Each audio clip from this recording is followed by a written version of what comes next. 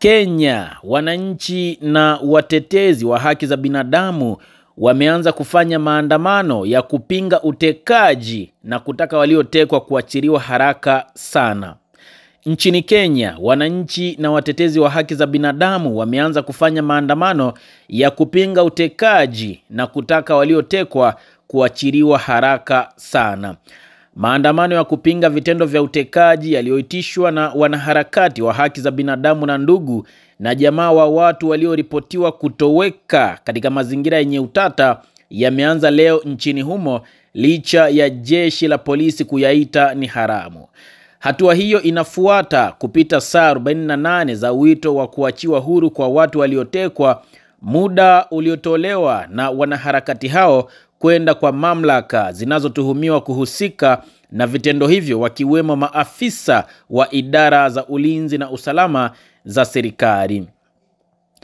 Human rights defenders and families whose relatives have gone missing say they will take to the street today, Monday, to protest against abduction by individuals suspected to be rogue police. The activists organizing the nationwide demonstrations on Sunday said everything was set, adding that the demos would be the mother of all protesters. The protesters came after the expiry of a 48-hour ultimatum issued last Friday by the activists and families of the persons allegedly abducted by agents of the state. They had asked the government to unconditionally release all individuals being held in communicado failure, to which they threatened to express their grievances of the streets. The nation is aware that a dialogue meeting was held in Nairobi on Sunday to finalize the arrangements for the protesters, with one of the activists at the meeting saying everything is ready. We will occupy for as many days until those abducted are released. We do not care how long it will take.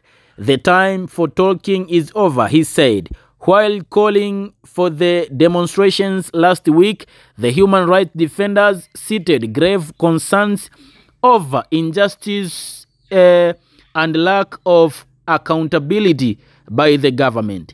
Key among their demands is for President William Ruto to tell the country whose exactly is abducting Kenyans after police and Interior Ministry denied any involvement. They accused the head of state of turning a blind eye to the worrying trend of abductions happening in the country, saying his silence over the issue betrays him. The cause has attracted the attentions of former Deputy President Rigathi Gachagua, who is now a vocal critic of President Ruto. While addressing journalists in Western on Sunday, Mr. Rigathi Gachagua, alongside DAP Kenya Party leader Eugene Wamalwa and former Kakamega Senator Cleophas Malala, issued President Ruto's administration an ultimatum of 72 hours to release the persons reported missing. Demonstrations should the government not heed this call, then the readers vowed to call Kenyans for mass demonstrations across the country beginning January 1, 2025. Just 3 days ago, Mr. Gachagua said that there was a secret abduction squad allegedly being led by a certain Mr. Abel that is operating from the 21st floor of a building in Nairobi city center. The former DP promised to give more details on this squad this week, even as he criticized the government for orchestrating the unlawful abduction of the youth. Abducting these children is not a solution. This the first administration in the history of this country to target children for repression, he said. This came as the Embu County security team warned the residents of planned demonstrations over the abduction of college student Billy Munyiri Mwangi. County Police Commander Samuel Muthamia on Sunday said residents were disrupting peace and told them to desist from engaging in unlawful activities. We have been looking for Mwangi since he went missing and you should give us time, said the police boss. He said preliminary investigations established that Mr. Mwangi's phone was switched off immediately after he was taken away just 400 meters from the scene. The motive behind the abduction is yet to be established.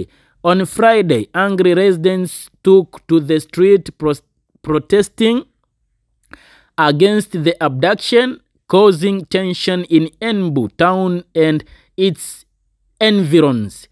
Business halted when traders closed their shops fearing looting.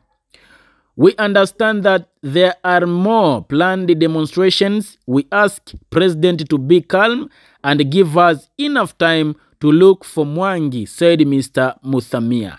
Mr. Mwangi, who stays in Nairobi, was at home for the holidays when the worst happened to him. On December 21st, the 24-year-old was at a barber shop in Embu town waiting to be shaved when a white double cabin pickup pulled up.